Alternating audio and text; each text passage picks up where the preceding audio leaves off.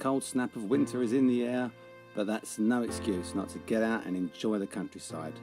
The first signs of life are stirring, and I feel as if I have the whole of Lincolnshire all to myself.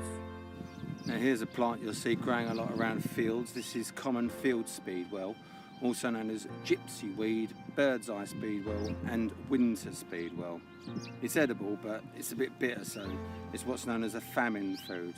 It's not native to Britain. It was first introduced to Britain around 1820s. It's from Southeast Asia.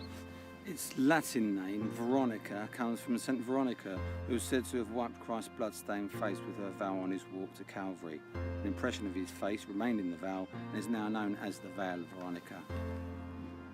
You can make a tea from the plant, which is a good blood purifier and cleanser of the sinuses. It eases soreness around the eyes too and aids respiratory conditions. Even though there are signs of new lush growth all around at this time of year, I'm only really going to concentrate on the plants that are in flower, as the flower is without a doubt the best key to identifying plants. It's as if they have their name tags written on them.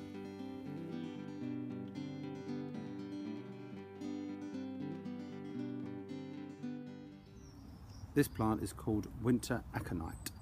It's not actually an aconite, it was just given that name simply because the leaves look like those of the genus aconite, which is a group of poisonous plants. This actually belongs to the Ranunculaceae family, which is the buttercups. Buttercups also are quite toxic, but there's never been a reported case of anyone dying of eating winter aconite.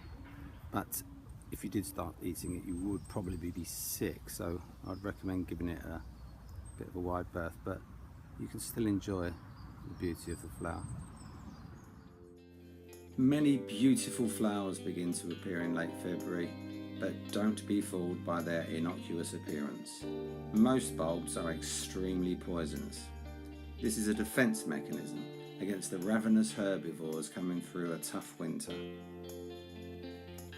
Crocuses contain an alkaloid called colchicine, which has the same effect as arsenic when ingested and can kill.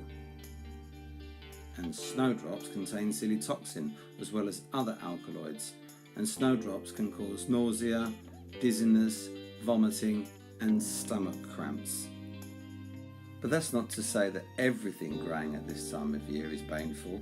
There are some real gems to be found popping up through the leaf litter. This dainty little plant is called sweet violet. You probably see these little heart-shaped leaves growing in and around the edges of the woodlands. It's sweet violet because it actually has been used for many years as a perfume. But you can make teas from it, pot herb, salads. Also, it's been sprinkled on desserts as well. Another common and very familiar plant to be seen early in the season are daisies. Children for centuries have made daisy chains as well as the she loves me not game played by plucking the tiny petals from the flower. But if they don't heal a broken heart, they can certainly heal an external wound, as well as arthritis, rheumatism, liver and kidney disorders. The name daisy allegedly comes from the phrase day's eye, due to the way that the flower opens during daylight hours and closes around dusk. But one of the other great features of the daisy are the fact that they are edible, raw or cooked or as a pot herb. You can add them to sandwiches, soups or salads. The thing about when you first start eating wild plants, you're a bit dubious, and some of them they don't taste great, but things like daisies are quite nice actually because they taste like cucumber. So I'm going to probably pick a few more of these.